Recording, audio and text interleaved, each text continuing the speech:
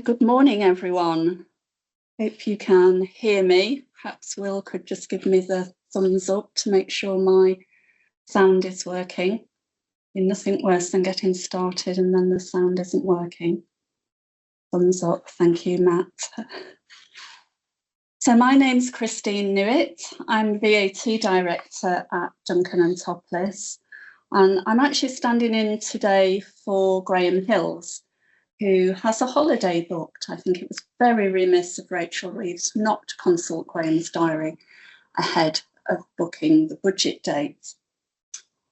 Well, it was a bit of a faltering start to the budget this year, with the budget forecasts being released by the OBR a good 40 minutes before Rachel Reeves actually delivered her speech. Some of the MPs actually quoting parts of her speech to her during PMQs. But anyway, let's look at the headlines in terms of how much tax is going to be hopefully collected in the next year. And I'm sure you've all added those numbers up really quickly, but I can assure you it comes to 1.3 trillion, which is quite a large number. But unfortunately, an even larger number is the spending for this year. So that is going to be another 100 billion more. So there were some quite big themes running through the budget alongside the drive for growth, productivity, investment, tackling child poverty, keeping inflation, debt and borrowing under control, whilst also continuing to fund reductions in NHS waiting lists. So plenty of big themes there. But from a tax perspective this morning, we're going to be focusing on what she had to say on tax reforms. So in her words, she is looking to make the tax system fairer and fit for the 21st century. And she is asking everyone to contribute in a fair way. And shortly, Emily Pattinson, our Associate Tax Director in our private client team, will be taking us through some of those reforms. She probably has the most to say today, as there are quite a few changes in this area. And then myself and Matt Appleyard, who's our Corporate Tax Director, will be explaining some of the changes relating to more business and corporate focused measures. If you do have any questions during the presentation, then please pop them in the Q&A box. We will have a panel session at the end, and I can direct questions to the most appropriate person. But just a little note on what Rachel Reeves had to say on the continuing efforts to close the tax gap. So that's all the tax money that disappears between the sofa cushions, the gap between the tax that should be paid compared to the tax that is actually paid. And there is a bit of a gap.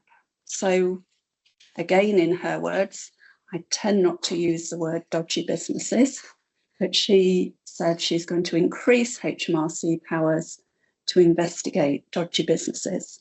So try to reduce that tax gap to 10 billion by 2930. Currently estimated at 50 billion. And it's not all just about tax avoidance and going after those businesses that promote those schemes, although a lot of it is still focused on that. But there have been several guidelines creeping in over the last 12 to 18 months where HMRC are setting out their expectations of business on all sorts of areas of tax, from R&D, patent box taxes, capital allowances, labour supply chain fraud, payroll working, VAT compliance, and what procedures and processes businesses are expected to have in place. So there's been quite a few of those popping up over the last, as I say, 12 to 18 months, which sets a high expectation, especially on processes and internal checks and due diligence on business supply chains. So if you haven't had a compliance visit in the last 5 years, then you may well receive one in the near future. So without further ado, I'm going to hand over to Emily, who's going to take us through the impact for private clients. Thank you, Emily.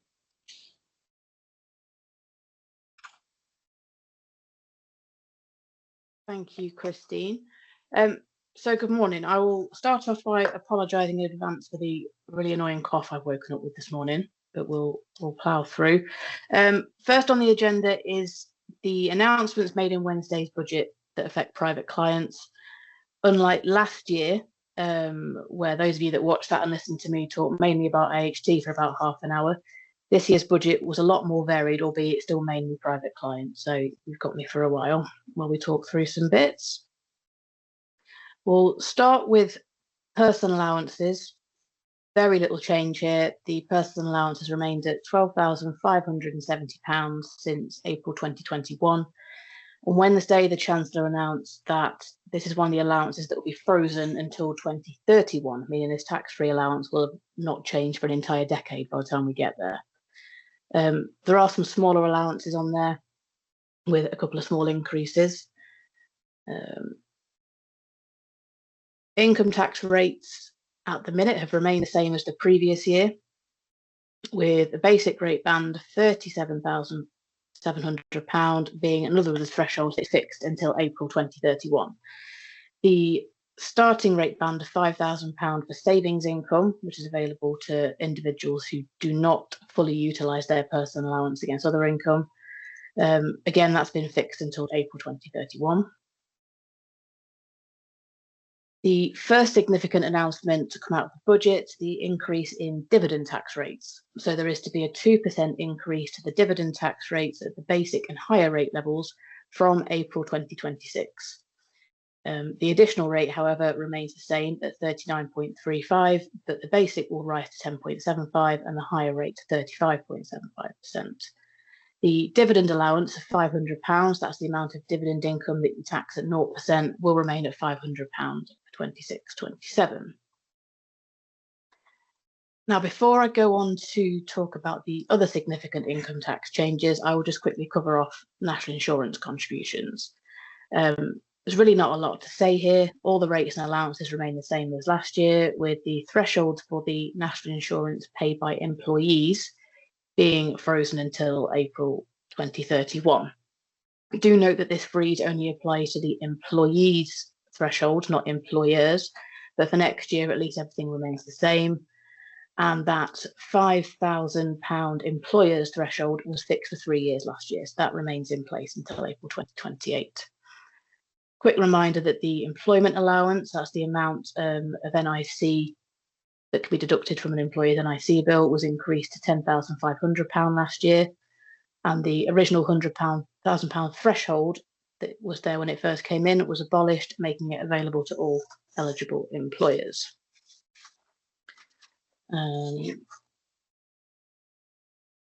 On to Class 2 national insurance. So a slight change here. So Class 2 used to be payable by all individuals with sole trade or partnership profits if it was above a certain threshold, but this was scrapped in April 2024 as most people were already paying Class 4 national insurance on their profits anyway, but it has remained in existence for any individuals that wish to make voluntary contributions. So if they're not making enough profit to pay Class 4, they can pay voluntary Class 2 contributions and still get a tick in their box on their national insurance record to qualify for their state pension later in life. This rate will increase to £3.65 a week for 26-27. The change that was announced on Wednesday is that from April 2026, only individuals living in the UK will be able to make these voluntary contributions. No change to Class 4 national insurance. It's payable by those with sole trade and partnership profits, 6% on profits between 12,570 and 50,270, and 2% above that. Again, these thresholds are frozen until April 2031. National living wage, not as big an increase as last year, but still an increase as they usually is. National living wage to increase by 50p to £12.71 an hour for those over 21. For those aged 18 to 20, an 85p increase from £10 to £10.85 an hour. And the apprentice rate, so that's for 16 and 17-year-olds, up by 45p to £8 an hour from April 2026. On to some of the bigger changes announced on Wednesday then, the 2% increase in the tax rates for investment income.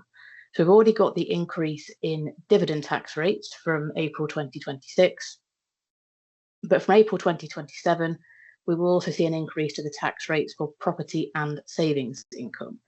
Unlike the dividend tax rate, where it was only the basic and higher rate bands that have been increased, the additional tax rate for property and savings income will also be increased. The increase in rates will apply not just to individuals, but it will also apply to trusts and estates. And for individuals, there is a slight change to the way that the personal allowance, the 12,570, is allocated, which I will talk through. Starting with the savings income, a 2% increase to each of the bands, so basic rate at 22, higher rate at 42, additional rate at 47. As mentioned earlier, that 0% standard rate band, if you don't use your personal allowance, remains at £5,000 for savings income until April 31. The 0% bands for savings income will also remain in place. So if you are a basic rate taxpayer, your first £1,000 of savings income is taxed at 0%. If you are higher rate, it's your first £500 of interest taxed at 0%, and then nothing for additional rate taxpayers. Property income, the same increase in tax rates, so we're up to 22, 42 and 47% from April 27. This will change slightly the order in which we tax income from April 2027. So at the minute, earnings, self-employment, partnership, property is all lumped together in something that we call non-savings, and we tax that first, then we tax savings, then we tax dividends.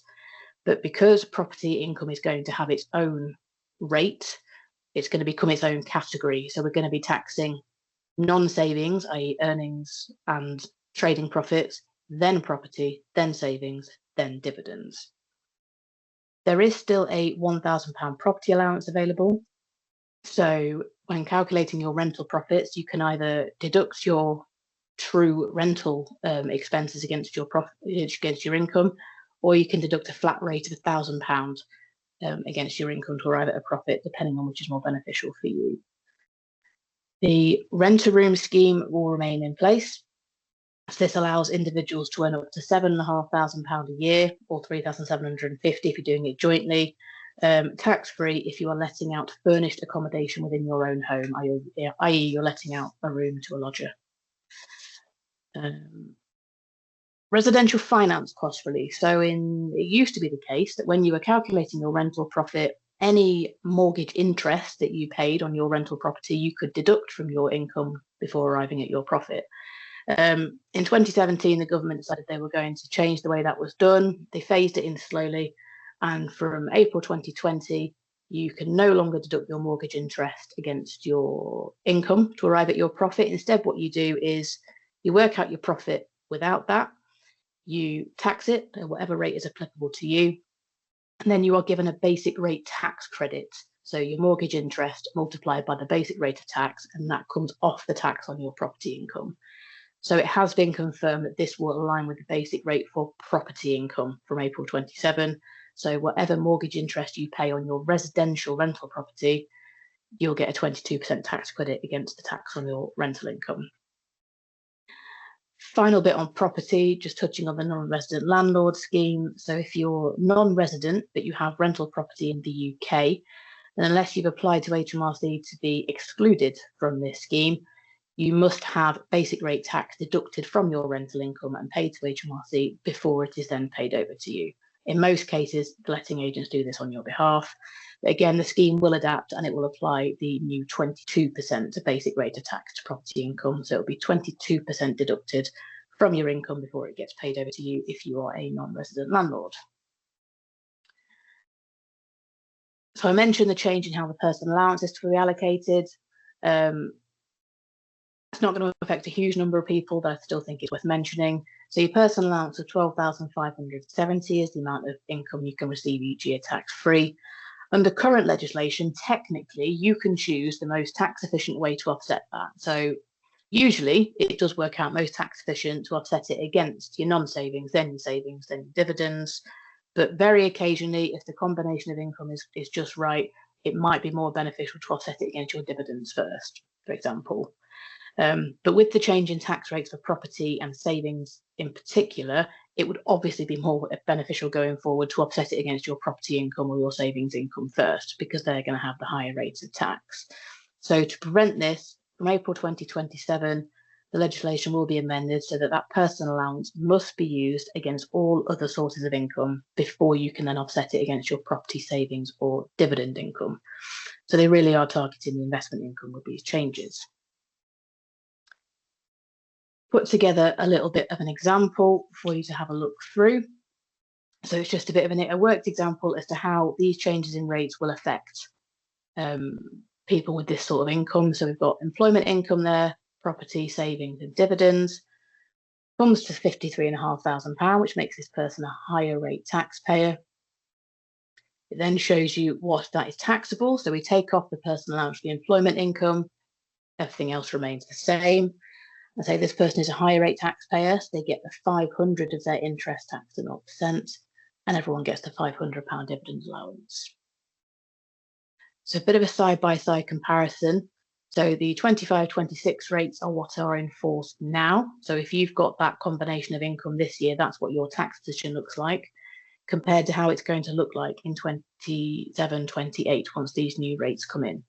As you can see, because of the 2 dots of 22% and then the increase in dividend rates, this individual's income tax liability would increase by £349 as a result of these changes.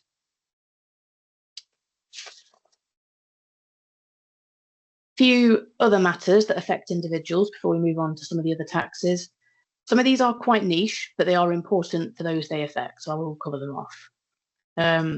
Basic and new state pension will rise by 4.8% in 26-27. Tax relief for home working expenses. So if you are an employee and your employment contract states that you don't have a physical office that you attend, your place of work is your home, then for the last few years, you've been able to claim tax relief for the increased cost of your bills for working from home if your employer does not reimburse you. So employees can either make a claim for relief on a percentage of their household bills that they could evidence had increased as a result of working from home, or what most people chose to do was make a claim for a flat rate of £6 per week as a working from home expense. However, it was announced on Wednesday that after a review is being carried out, over half the claims that were looked at were made by individuals that weren't eligible for this relief. So it is going to be withdrawn completely from April 2026. So the only way that employees can be reimbursed now is actually through their employer. There will be no relief available for home working employees. Student loans. If you've got a plan to repayment, that's a student loan taken out 2012 onwards, the income level at which you're required to make repayments will be frozen for 3 years from April 2027. Winter fuel payment. So the winter fuel payment itself is not becoming taxable, but what the government are doing are introducing a charge equivalent to the amount of winter fuel payment you've received if your total income that year was over £35,000. So for pensioners who are already in the self-assessment system and already complete a tax return, this charge will be collected via your tax return along with your annual tax bill. If your income is over £35,000, for everyone else, the government are going to collect it via your tax code. And this has been brought in from April 2025. So it's in place for this tax year. So any winter fuel payment that you have received this winter, if you were eligible, and if your income turns out to have been over £35,000 for this tax year, you will be subject to the charge next year. Workplace benefits. So at the minute, things such as eye tests, flu vaccines, and home working equipment have to be paid for by your employer. If an employee pays them themselves and the employer reimburses them, you're going to be subject to income tax because it will be treated as employment income.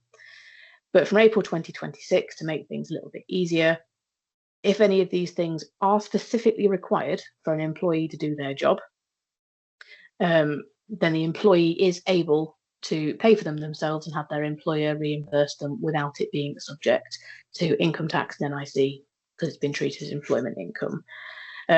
If you are an employee, do still check with your employer that it is going to be reimbursed by them. And if you're an employer, make sure you've communicated that to your employees so they can't just go paying for things and expecting reimbursement without having checked. And again, it has to be necessary to the carrying out of their duties. Plug-in hybrid electric vehicles. This might affect a few people. So when an employer provides an employee with a car for private use, this creates a benefit in kind, which is taxable as employment income. That benefit is calculated by multiplying the list price of the car by a percentage that is dependent on that car's CO2 emissions. So for most electric vehicles, they have CO2 emissions of less than 50 grams per kilometre. So they get the lowest benefit in kind rate, which is 3% of the car's list price. However, in January 2025, new EU and UN emission standards were introduced, and new vehicles are being assigned higher emission rates, which is tipping some of these electric vehicles into the higher rate of car benefit. This is subject to NIC for the employer and income tax for the employee. The government are therefore going to introduce a temporary easement where any new plug-in hybrid electric vehicle that was first registered after the 1st of January 2025 was registered under these new emission standards and has an emissions figure of over 51 grams per kilometre. For benefit in kind purposes, it will be treated as having emissions of less than that, so it will still get the lower rate of car benefit charge. And finally, just to mention that the 2-child cap on benefits is to be lifted. So individuals claiming child tax credits or universal credits can now claim for all of their children rather than being limited to 2. MTD, making tax digital. So we've been talking about this for years. It was delayed, it wasn't delayed, and now it's definitely happening from April 2026. So this is HMRC digitalising the income tax system and making individuals report their income on a quarterly basis, much like they did for VAT a few years ago. The difference between the income tax and the VAT is that there will be no quarterly payments. It's just a reporting function. So from April 2026, those with qualifying income over £50,000 will be forced to register, 30,000 from April 27, 20,000 from April 28. Now, by qualifying income, we mean property and self-employment income combined, and that is sole trade income, not partnership. Partnerships are not part of this yet. And we're talking turnover, not profit. So if you've got a property business and a sole trade, turnover in both of those is £30,000. Individually, we wouldn't be registering you, but we're looking at combined. So that is a combined turnover of £60,000. You will be forced to register from April 2026.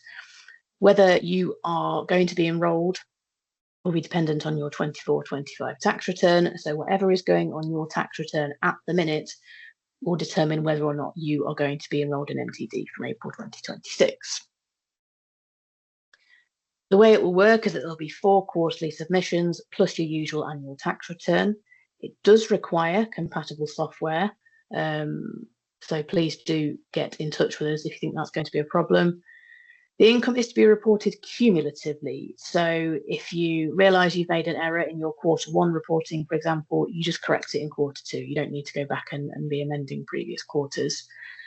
The deadlines are going to be the 7th of August. The tax year will end on the 5th of April. You've then got 7th of August, 7th of November, 7th of February, 7th of May. And then you submit your tax return by the following 31st of January as usual. Capital gains tax then. No changes at all to these rates and allowances on the main bits of CGT.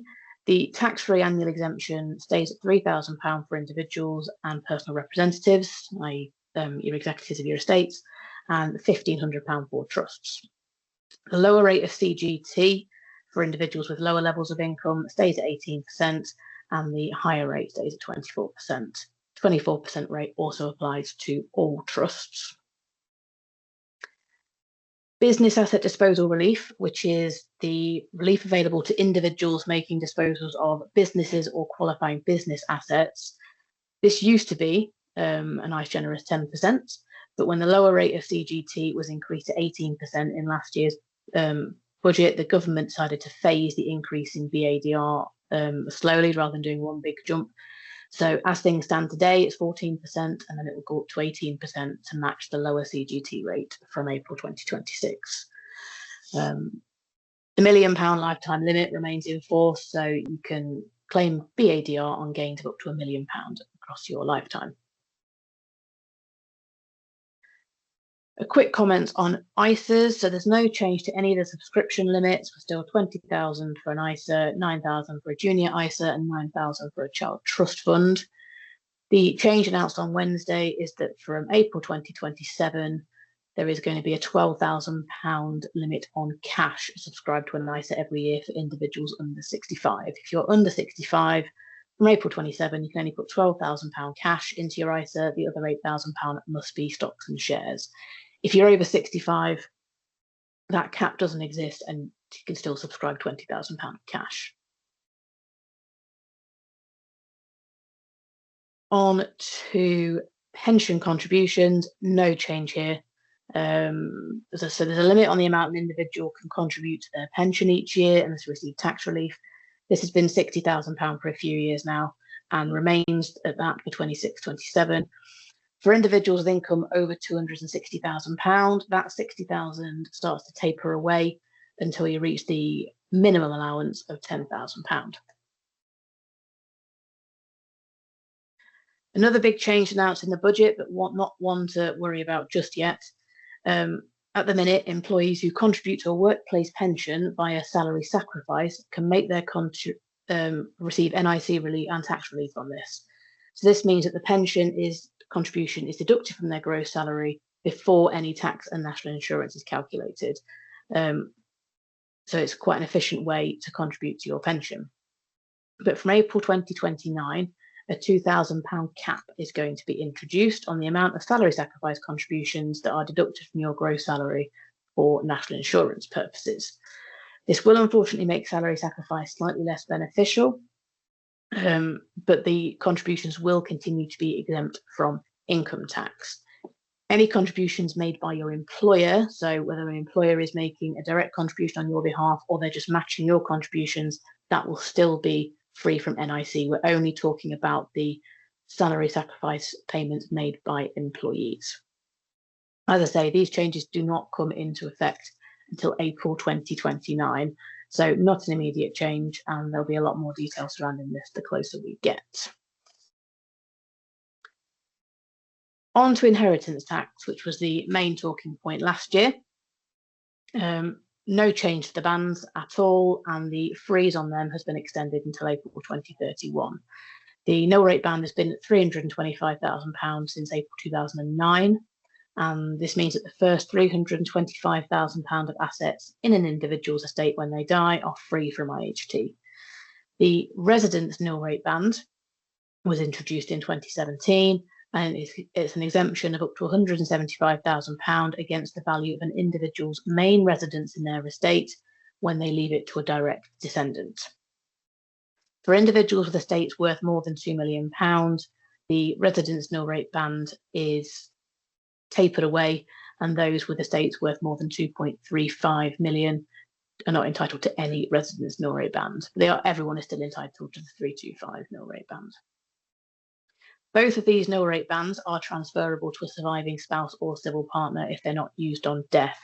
Therefore, if the first spouse to die leaves everything to the surviving spouse, that is exempt for IHT because spouse transfers are exempt. The surviving spouse then has 2 nil rate bands and 2 resident nil rate bands available to them, so they can have an estate worth up to £1 million potentially without being subject to any IHT on death. Pensions. So in last year's budget, it was announced that from April 2027, some pension funds were to be brought into individual estates for IHT purposes. This was to include unused pension funds and death benefits payable from a pension. Immediately after the budget, there was a consultation. A consultation took place, and the results of that consultation were published in July this year. So they have now confirmed that it will be the personal representatives, i.e. the executors, that will be liable for reporting and paying any IHT due on these pensions, rather than the original announcement last year that it will be the pension scheme administrators responsible for this. And it's also been confirmed that death in service benefits payable from a registered pension scheme will remain outside the scope of IHT.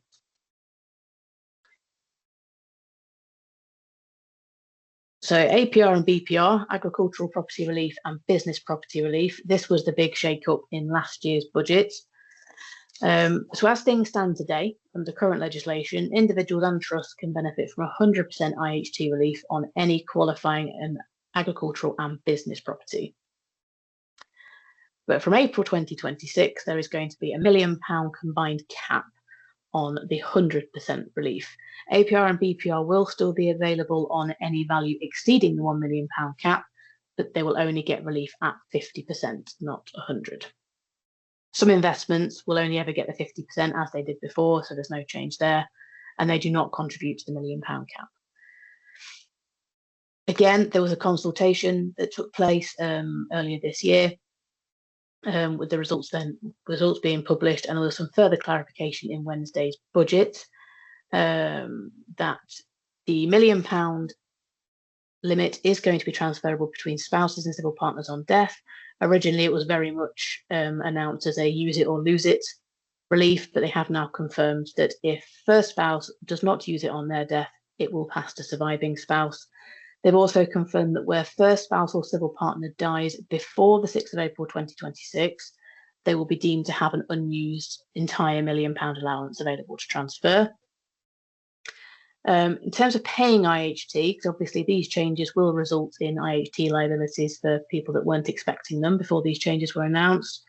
At the minute, there is an option to pay your IHT over 10 annual instalments, but most assets are interest bearing. So yes, you can pay by instalments, but your remaining balance will be accruing interest every year. And that rate of interest is currently at 8%. So we're not talking small figures. But the government have now confirmed that from April 2026, any IHT due on APR or BPR qualifying assets will be eligible for interest-free IHT instalments. So you simply spread the IHT that is due over 10 years. The last few bits from me, again, a little bit niche, but if they apply to you, they are quite significant. So we could talk about non-residents. So firstly, if you are non-resident for tax purposes and you receive both UK dividend income and UK rental or partnership income, you currently have a choice as to how you tax your dividends in the UK. I'm not going to go into the finer detail because it won't affect a lot of people, but one of those options does involve being able to claim a notional 10% dividend tax credit against your dividend income if you choose to tax it in the UK. This dates back to the old days, 10 years or so ago, when all dividends had a notional 10% tax credit deducted from them. But this rule was never updated when that was abolished. So from April 2026, there will no longer be a notional 10% tax credit available to non-residents on their UK dividend income. The other point on non-residents, so very broadly, if there was an individual who has lived in the UK for a while, gone overseas, but then returned within a couple of years, they are deemed to be temporary non-residents under the UK tax system.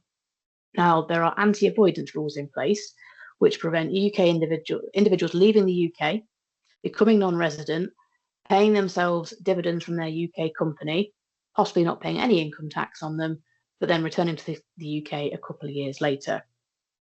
So under current legislation, those dividends are not taxable when the individual returns to the UK if it can be proven that dividend was paid out of profits made after they left the country, so what we call post-departure profits. But from April 2026, this will be amended to make all dividends paid to an individual while they are temporarily non-resident taxable at the point they return to the UK. So it's just a bit of an expansion on an anti-avoidance rule there. Well, that's me. So thank you for listening to all of that. I appreciate there were a lot of things to unpack. like Christine said, feel free to be popping any questions to the Q&A section, and I'll hand back to Christine to talk about indirect business taxes. Okay, thank you, Emily. Lots of changes there indeed. So I'm going to spend the next sort of 10-15 minutes just running through some indirect business tax changes.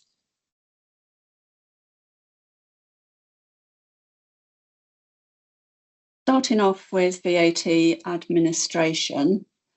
So the standard rate of VAT remains at 20%. There was some speculation that may be one of the tax rate increases alongside basic rate of income tax, but neither of those have happened. Perhaps looking at what was happening in Belgium over the last 2 or 3 weeks, and decided against looking at anything VAT-wise. The registration threshold remains at 90,000 and the deregistration threshold at 88. No changes to any of the other rates. There was, as there has been for a little while, a call from the hospitality sector to lower the rate of VAT for their particular sector. A lot of countries across Europe do have a lower rate for the hospitality sector, but that remains at 20%. And the 5% and 0% rates also remain on the goods and services that they currently apply to. From just a bit of a heads up, from 2020-29, businesses will be required to issue all VAT invoices in the electronic format. So the roadmap for this implementation is going to be published next year. So we'll await what that looks like. It is a global trend, and Europe are already well underway with this implementation. So we are going to be aligning with other countries across the globe.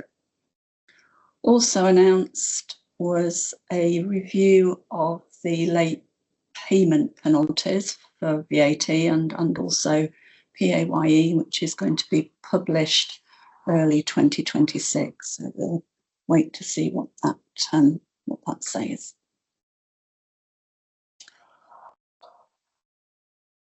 So we have covered this over the last 2 or 3 years. There was a consultation issued for the VAT treatment of private hire vehicles.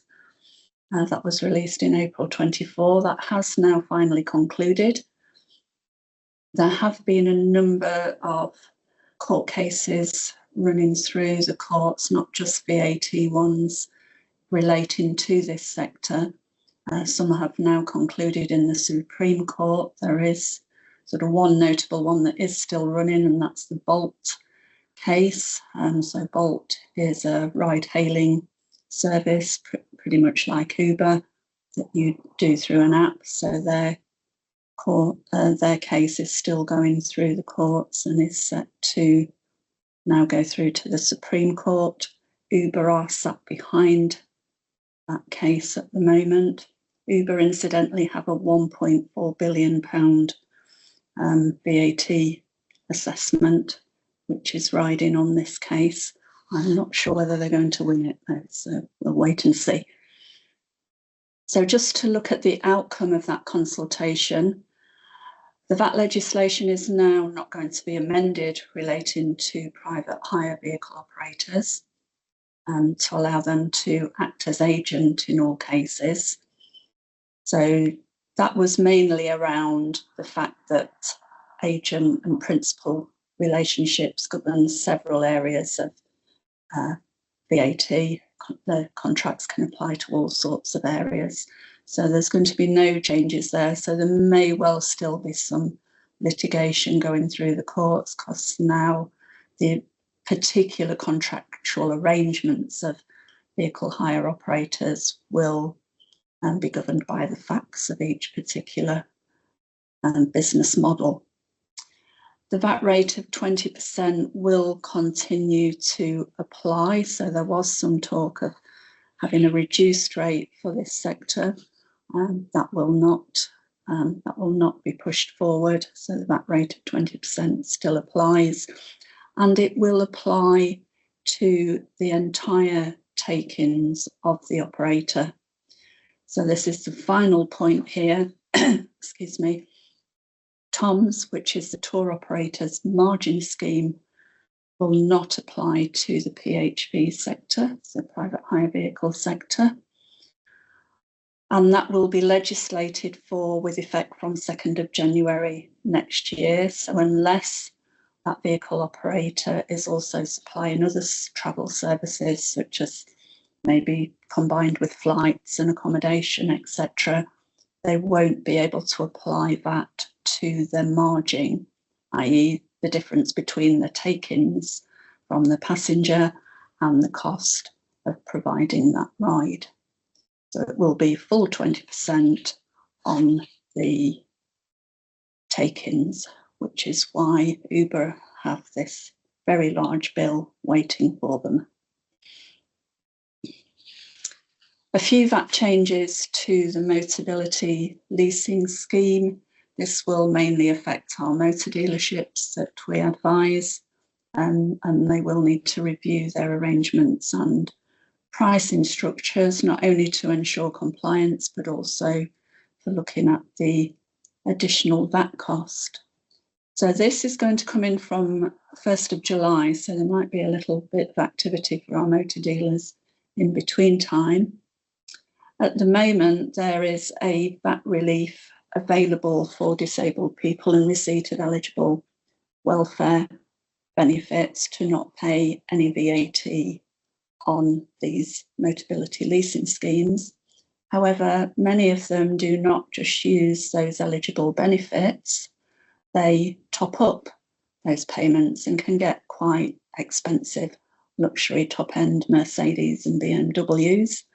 And so what has been announced in this budget is those top-up payments for those luxury cars will be subject to VAT at 20%, and only the zero rate of VAT will apply to the eligible payment. There was also an announcement around insurance premium tax as well in this sector, relating to Motability leasing schemes. The standard rate of insurance premium tax will now be charged at 12%. This is previously not applied to Motability scheme vehicles. Announcement on VAT on business donations to charity. So this is a new relief. So presently, if a business donates goods to a charity, that is classed as a deemed supply for VAT purposes, and therefore that should be accounted for at the appropriate rate. This new relief will mean that they're no longer required to account for that on donated goods. So the idea is to reduce waste coming out of businesses, particularly where items can be recycled within the charity sector. There will be value limits which will apply on a per item basis. Those value limits will be higher in relation to businesses that want to donate second-hand technology, computers, household appliances, etc. to charities. And any goods subject to excise duty will be excluded, but that's mainly looking at alcohol and petroleum, along with one or two other goods, so not tending to probably be the types of goods that would be donated to charity. So this has been rumbling on in the background for a little while, the treatment of low-value imports. So a consultation opened on budget day. It's quite a lengthy document. The consultation will close on the 6th of March. And if you are involved in this sector, then it is well worth just reading, because there will be some quite significant changes to deal with. So just to run through a few bits and pieces relating to this, the relief, which is currently, there is no VAT on, not VAT, customs duty on parcels with a value of less than £135. So these are the small parcels that cross our borders on a daily basis with a value of less than £135. They're currently obtaining full relief from customs duty. That relief will be removed, so therefore there will be a tariff that applies to all those parcels. So that's going to be a significant increase potentially in the work at the border.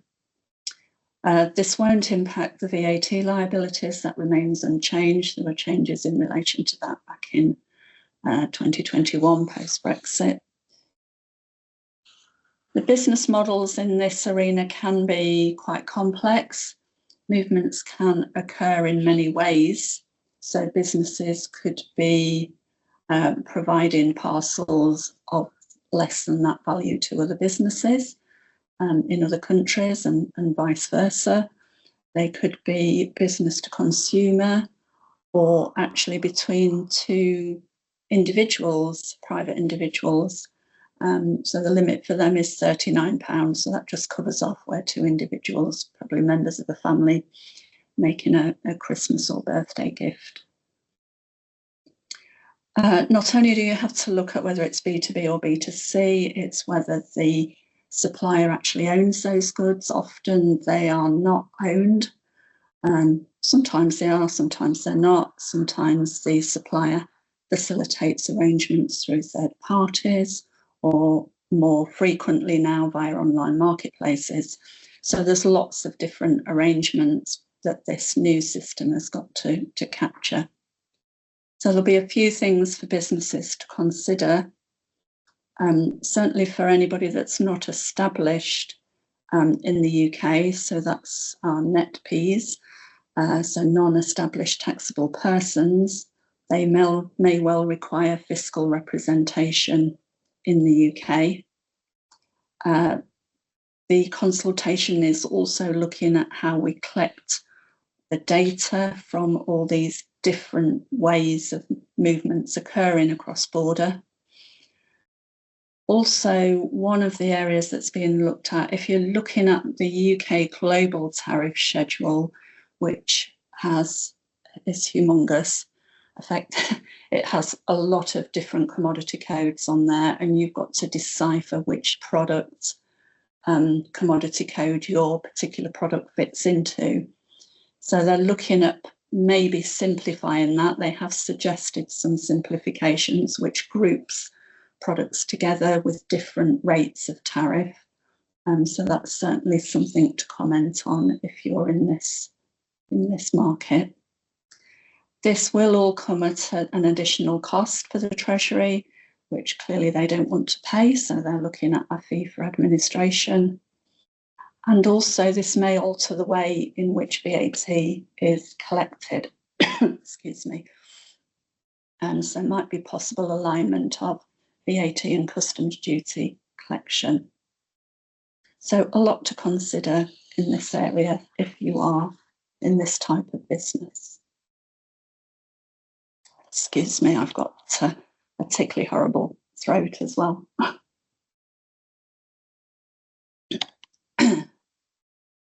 So business rates.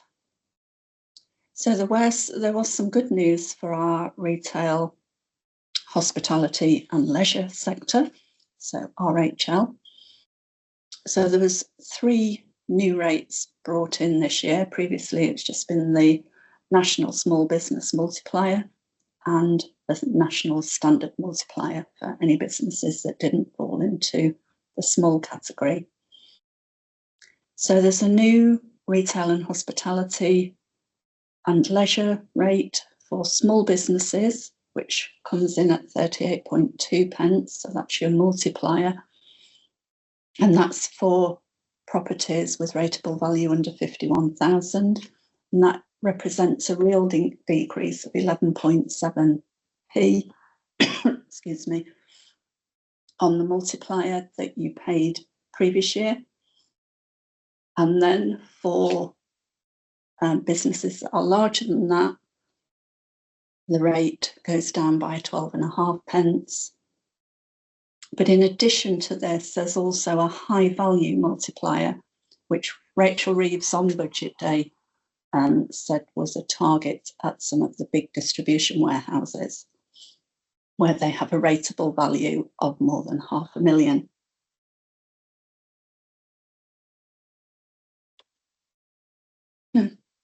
All the rates overall will decrease, but much higher decreases for retail, hospitality and leisure. So good news for that sector. Gambling and betting duties. So from April 26, remote gaming duty increases from 21% to 40%. So a big hike there for remote gaming, not in-person gaming, but remote gaming online. Bingo duty has been abolished. Again, good news for bingo halls and amusement arcades. And then from the following April 27, there is going to be a new rate of duty for remote betting, which will be introduced at 25%. This will not include the remote UK horse racing bets, which will remain at the current duty rate of 15%. And there's no other changes to gambling duties. Fuel duty, you may remember that this has been frozen for quite some time now. It is on the statute books as being aligned to inflation, but that hasn't happened for several years. And in fact, there was a 5p temporary cut some years ago, which is now, although there's going to be no inflation rise this year, this 5p temporary cut will now be reversed. And it's going to be reversed in 3 stages. So there'll be a penny clawed back from the 1st of September, an additional 2 pence from the 1st of December, an additional 2 pence on top of that from the 1st of March 27. So this will in fact return the fuel duty rate to its March 2022 levels. And then finally, business rates. There is a revaluation happening again this April. It happens every 3 years. So there will be some transitional relief for businesses that are facing larger increases following that revaluation. Vehicle excise duty set to rise with inflation. The new vaping products duty that was announced in the last budget comes in from October 26 this year. Excuse me. Plastic packaging tax will increase with CPI, and there's also some reforms coming in which will be consulted on next year. And tobacco and alcohol duty will also continue on the trajectory that has been previously announced. So with that, and I do apologise for my coughing, I will hand over to Matt Appleyard for the impact on corporate entities. Thank you, Matt.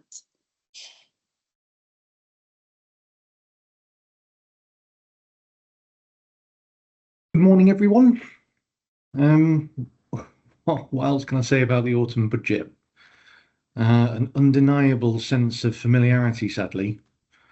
What should have been a key moment for the economy, a chance to truly reset the dial and push for growth, has instead turned into weeks, months of leaks, rumours, and genuine uncertainty. We should have been braced for seismic shifts, a true budget for business growth based on where we've been since the last budget in October 24. And yet when the Chancellor finally stood up, as Christine already noted, we already knew all the changes. And so in actuality, the event brought very little in terms of genuine structural reform. Instead, for businesses, we have a collection of tweaks, rate adjustments, and compliance crackdowns. So I'm going to try and cut through the noise and canter through the tax changes that will impact on corporates and businesses, starting with compliance. Will probably be no more than 10 minutes, and then we'll be back to the Q&A session. So we begin with a stricter compliance environment for corporate tax. The government is clearly looking to tighten the screw on admin timings. Effective from 1st of April 26, the penalty for submitting a late corporation tax return is doubling. While this might sound like a minor admin point, it signals a wider intent. HMRC, as Christine alluded to earlier, is under a huge amount of pressure to close the tax gap. And so, to no one's surprise, they're continuing to use blunt instruments to do so, which has a secondary hope of also ensuring timely reporting. I'm not as concerned for our clients. Overall, you are very good. But this does underscore the need for robust internal finance functions. Where you are struggling, talk to us. Missing a deadline is about to become a more expensive mistake. Moving on to investment incentives, we see a restructuring of capital allowances. These are tax reliefs given to businesses for plant and machinery purchases. The headline here is that the main rate of writing down allowance is dropping from 18% to 14%. It's going to take even longer to obtain your tax relief for that acquisition, that purchase. So to soften this blow, the government has introduced a new 40% first year allowance, which arrives in January 2026. So not long to go now. It's important that we understand where this fits in the claim hierarchy. For most companies buying new equipment, the annual investment allowance at 100% relief and full expensing, they're still likely to be priority. However, the new 40% allowance is essentially a safety net for those excluded from full expensing. Specifically, this covers unincorporated businesses and significantly asset purchases for leasing as well as second-hand vehicles. It acts as a bridge, ensuring that these businesses aren't hit excessively hard by the drop in writing down rates. Sticking with allowances, we have some continuity for green investment. To support the ever-continuing transition to net zero, the government is extending the 100% first-year allowances for zero-emission cars and electric vehicle charging infrastructure. These were due to expire this year in 25, but they will now run until 2027. A welcome window of certainty for fleet planning, allowing businesses to continue writing off the full cost of electric vehicles in the year of acquisition, which of course remains a positive cash flow advantage. Sticking with the theme of motoring and the green transition, we move on to the newly announced electric vehicle excise duty. While the government is incentivising the purchase of electric vehicles on one hand, as I've just mentioned, 100% write-off, they're moving to tax the usage of those vehicles with the other, which I just find odd.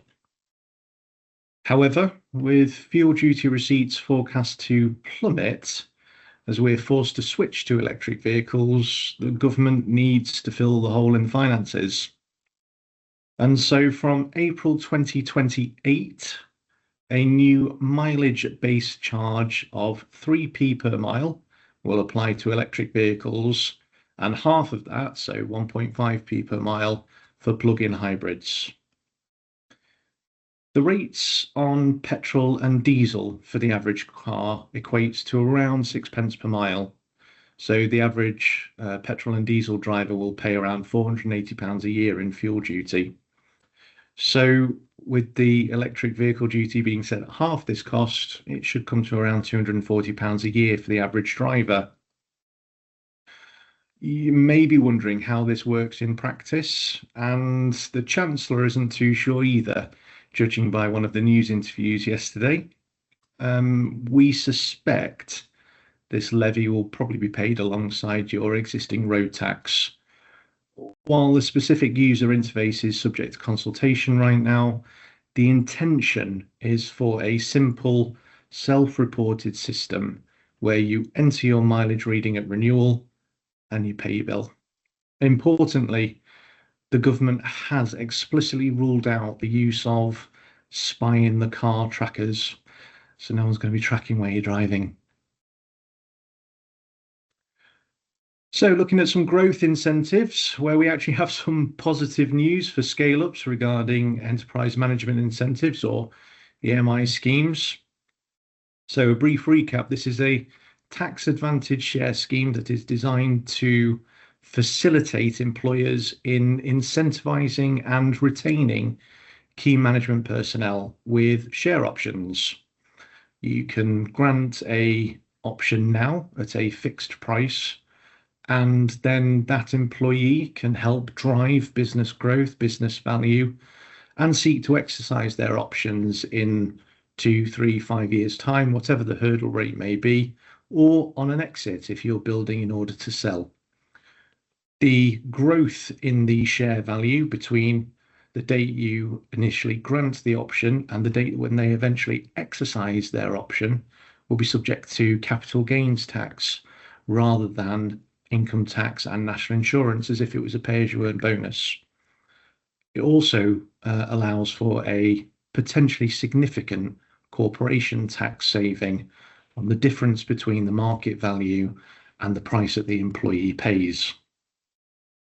The government has recognised that the previous limits were too restrictive for successful, fast-growing companies.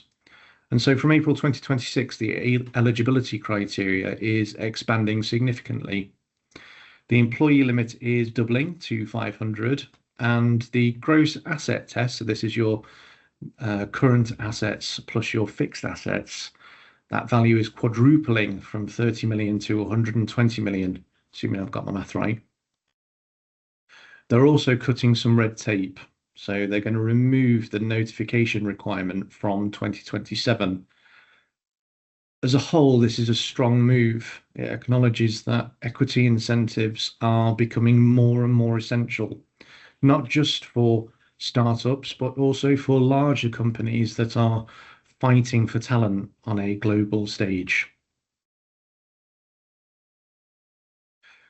Similarly, for the venture capital trust and enterprise investment schemes, the focus is shifting towards follow-on funding.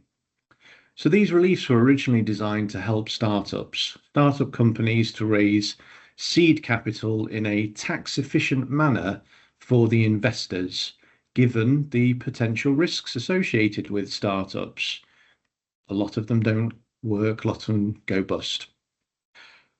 However, the government is increasing the investment limits. They're doubling the lifetime limit, so the total amount that a company can raise under the schemes to 24 million and up to 40 million for a knowledge-intensive company. So this is a company that's carrying out a significant portion of research and development or developing an item for intellectual property registration. So this allows investors to back winners for much longer as these companies scale, and hence the follow-on funding. They can keep going back and asking for more. It isn't just the initial seed monies now, it's the funding required to keep growing. However, there is a trade-off. To rebalance the incentives between venture capital trusts and enterprise investment schemes, the upfront income tax relief for venture capital trust investors, which is inherently less risky than an enterprise investment scheme investment, will be reduced from 30% to 20% from April 2026. The message is clear. They want money flowing into these companies. They want businesses to grow. but they're going to tighten the tax subsidy for doing so. We have a procedural change in relation to incorporation relief. Historically, this relief, which deferred capital gains tax arising on incorporations, applied automatically when a business transferred to a limited company. While useful, this could sometimes be detrimental. For example, if you wanted to crystallize your gain to utilize a capital loss, for example. However, from April 2026, this has switched. Incorporation relief now becomes the active claim rather than having to disapply it. You must opt in. This removes the risk of accidental application, where we previously had to disclaim the relief to trigger the gain. And so the theory is that the new system is designed to give taxpayers more control over their planning. However, it actually increases the risk of an application not being made, and so accidentally triggering a gain where this wasn't intended. Cynically, does this mean HMRC have more visibility over incorporations using Section 162 deferral relief? Could we therefore see an uptick in more inquiries in this area? Possibly. Wouldn't be surprised. While we're discussing company structures, I just need to flag a technical but important change to share reorganisations. The government introduced on Wednesday a new targeted anti-avoidance rule. This rule applies to share-for-share exchanges and wider company restructures. Previously, we relied on a bona fide commercial reason, so a true commercial reason test, to ensure the tax deferral applied. The new legislation replaces this with a potentially stricter main purpose test. If HMRC deemed the main purpose of a reorganisation or any part of it is to avoid a liability to capital gains tax or corporation tax, they now have explicit powers to make a just and reasonable adjustment to counteract that specific element of the benefit. This impacts statutory clearance applications from this point forwards. A clearance letter is always only as good as the facts disclosed. We've always said this. If you obtain a clearance for a demerger on commercial grounds, but HMRC later find evidence that the real driver was avoiding a tax charge, so an email going backwards and forwards, and HMRC do have the power to call upon your emails to say, we're going to package this asset for a sale, and you don't disclose that to the revenue, then they can look beyond that clearance application and invoke these new powers to disapply the tax neutral treatment and crystallize that tax charge that otherwise would have been avoided. As I said, this applies immediately, so all transactions with effect from 26th of November 2025. However, if you submitted a clearance application before budget day, you are protected from this new targeted anti-avoidance rule, providing you get the clearance approved and you execute the transaction promptly. So within 60 days of the approval letter, or by the 26th of January 2026, whichever is the later. If you submit a clearance application on or after the 26th of November 25, like I said, from now onwards, the targeted anti-avoidance rule applies immediately. And HMRC will assess the transaction under the new main purpose rules. The message here is clear. Cards face up on the table, full and proper disclosure, which, as I said, is something we've always encouraged in any event. So perhaps no change whatsoever, but I can see clearance applications may be more difficult to obtain, certainly in the short term, while both HMRC and the taxpayer get up to speed on the new targeted anti-avoidance rule and just how they're going to apply it. Nearly there. Now on to employee ownership trust, where the new draft legislation revealed quite a sting in the tail. So an employee ownership trust is brought about where an individual sells a controlling interest in their trading company to a trust, which is for the ultimate benefit of the company's employees as a whole. It usually excludes the original shareholders or their associates, but the compliance rules are complex. Not something I'm going to get into now because I'll have you here for the next hour or two. Previously, so immediately prior to budget day, you had 100% capital gains tax relief on disposals to an employee ownership trust. No CGT to pay whatsoever. This is now being restricted. 50% of any of the gain arising will be subject to capital gains tax and will be taxable in the normal way. However, the draft legislation goes further. It explicitly states that a disposal to an EOT is not to be regarded as a qualifying business disposal. So what this means is that you cannot make a claim for business asset disposal relief or investors relief on the chargeable half of the gain. Vendors effectively lose that lower rate, currently 14%, entirely, and they will pay the full main rate of capital gains tax, likely 24% on the chargeable portion. This, coupled with the significant compliance changes that were brought into effect from the last budget, makes an EOT sale significantly more expensive and complex than it was previously. Finally, because I normally do stamp duty land tax, I'm going to cover the high value council tax surcharge. So this is the answer, or the government's answer, not my answer, to the mansion tax debate. It targets residential properties in England worth over 2 million. The Valuation Office is being tasked to conduct a targeted valuation exercise to identify all properties above 2 million and therefore in scope. This starts in April 2028. It's levied on owners, not occupiers. So if there are landlords that own property in London, this is a tax on you, not on the tenant, and you will face an additional annual charge. This is tiered. It starts at 2,500 a year for properties worth 2 million and goes up to 3,500 a year for properties between 2.5 and 3.5, 5,000 for properties worth 3.5 to 5 million, and 7,500 a year for properties worth over 5 million. It's a targeted levy on these high value assets, but it will be administered locally, and it's designed to address perceived disparities in the council tax system.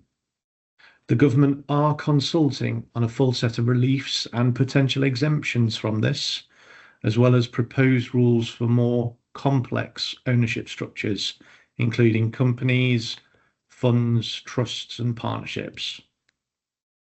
The consultation will also cover the treatment of those who are required to live in a property as a condition of their job, so tied property. So this is very much a watch this space on how this will evolve before implementation. And I have no doubt we will have a lot of back and forth on this before it comes in April 28. Thank you for listening. That is the end of my section. And I now hand back to Christine to chair the Q&A session.